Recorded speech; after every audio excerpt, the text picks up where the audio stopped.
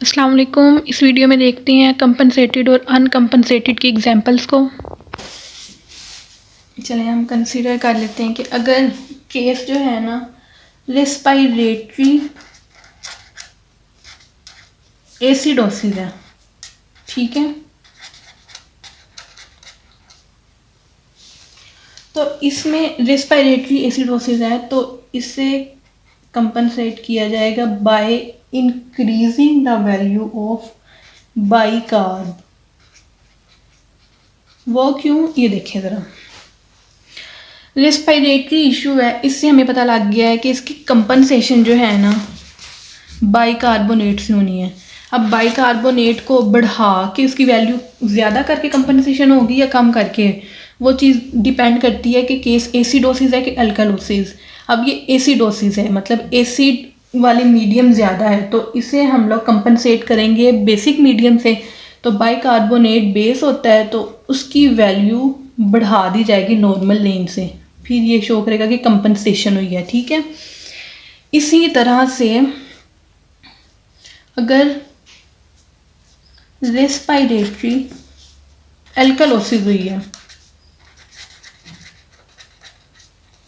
ठीक है, अब देखें रेस्पिरेटरी से हमें शो हो गया कि कंपनसेशन जो है वो भाई बाइकार्बोनेट से ही होनी है, लेकिन बाइकार्बोनेट की वैल्यू बढ़ा के कंपनसेशन होनी है कि कम करके। सिचुएशन है एल्कालोसिस, ठीक है, और ये तो वैसे ही बेस है तो इसकी वैल्यू को कम किया जाएगा उसकी कंपनसेशन करने के लिए, ठीक है। ये हम लोग करा रहे हैं केसेस रेस्पिरेटरी हैं लेकिन कंपनसेशन हो रही है मेटाबॉलिक कंपनसेशन।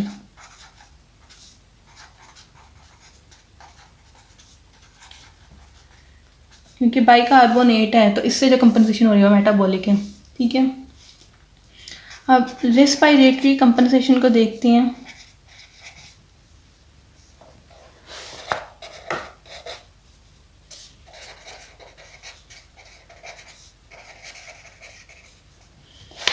अब देखें कंपनसेशन रेस्पिरेटरी होगी लेकिन केसेस मेटाबॉलिक, यानी देखें बाइकार्बोनेट के थ्रू होती तो मेटाबॉलिक और केसेस थे रेस्पिरेटरी। इसी तरह अपना समझ लें मेटाबॉलिक।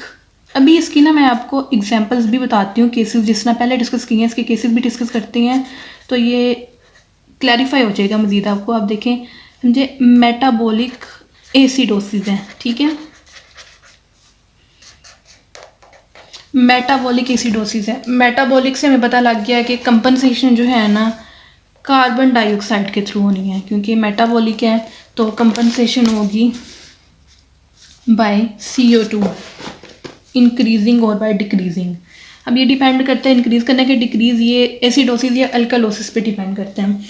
अब एसिडोसिस है, एसिडोसिस CO2 पहले ही एसिड है तो ये मज़ीद अगर इंक्रीज हो जाएगा अमाउंट में तो ये तो एसिडिक मीडियम मज़ीद बढ़ जाएगा। हमने एसिडोसिस को कंपनसेट करना है तो CO2 की वैल्यू डिक्रीज होगी, ठीक है।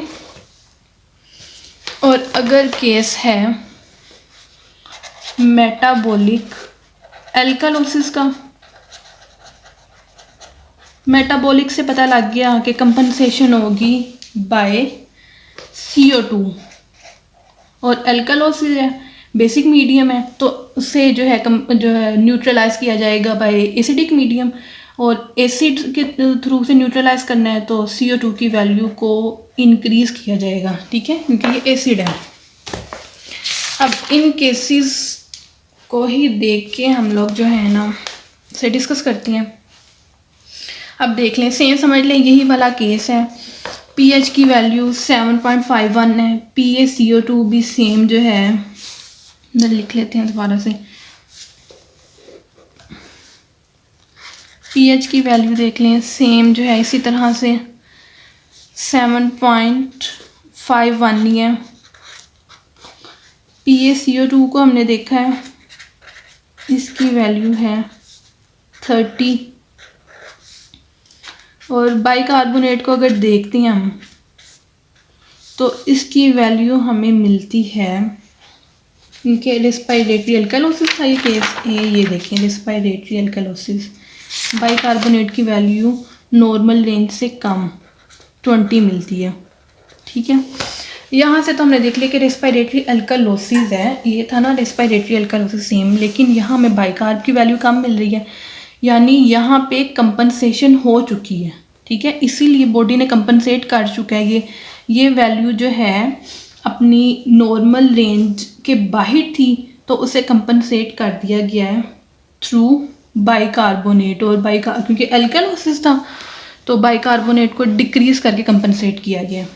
So this case is known as compensatory respiratory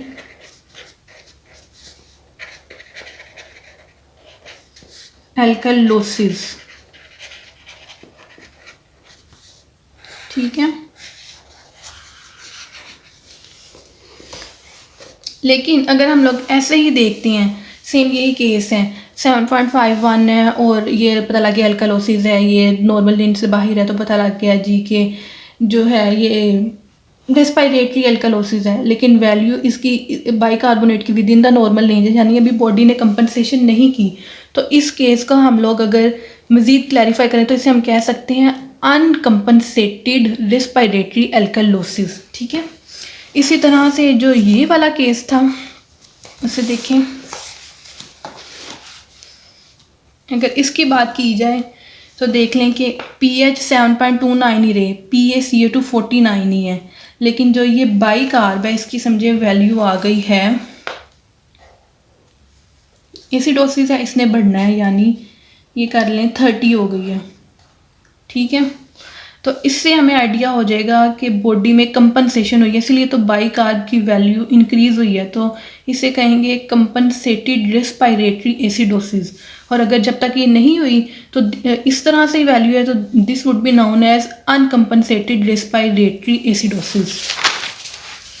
metabolic acidosis वगैरह मेटाबॉलिक के केसेस देख लेते हैं। जैसे ये थी वैल्यू, यानी pH 7.29 और PaCO2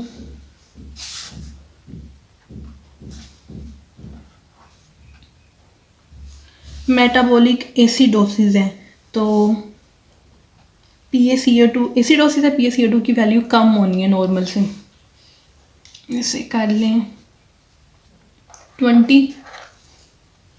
बाइकार्ब की वैल्यू देखें, ये तो वैसे ही 20 थी। ठीक है, अब देखें ये तो केस था मेटाबॉलिक एसिडोसिस का, तो इसके अंदर PaCO2 की भी वैल्यू कम हुई है, तो ये चीज़ शो करती है कि यहाँ पे भी कंपनसेशन हो चुकी है। ठीक है, compensated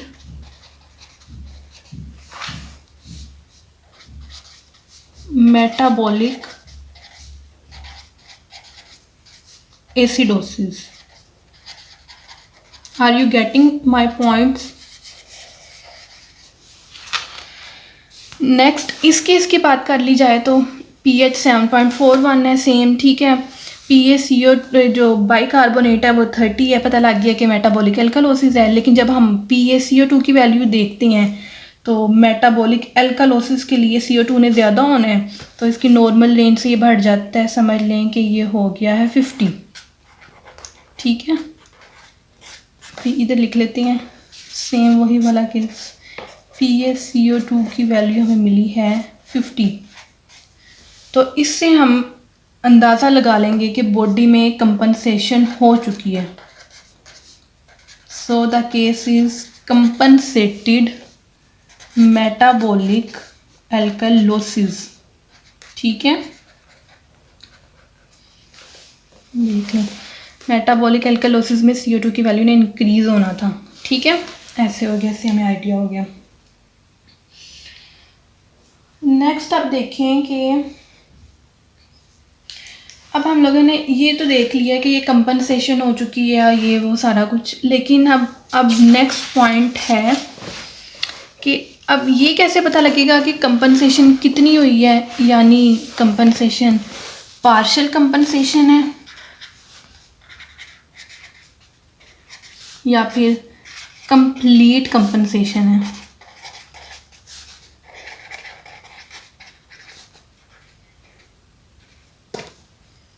For this purpose we will focus on the values of pH. ठीक है, अगर तो pH की value with in normal range है,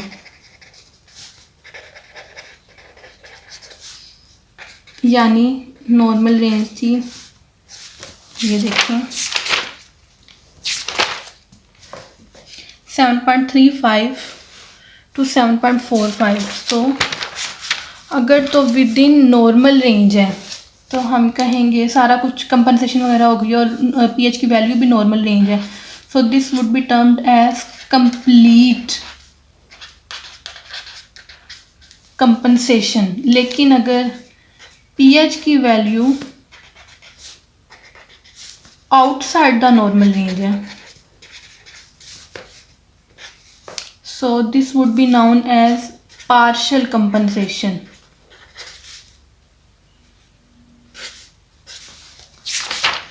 जैसे अब कोई भी केस ले लें, ये है, ठीक है, अब इसके अंदर तो हम लोगों ने देख लिया है कि PaCO2 की वैल्यू को डिक्रीज करके कंपनसेशन की जा रही है, कंपनसेटेड मेटाबॉलिक एसिडोसिस था, लेकिन pH value is still outside the normal range, तो this would be termed as partial compensated metabolic acidosis.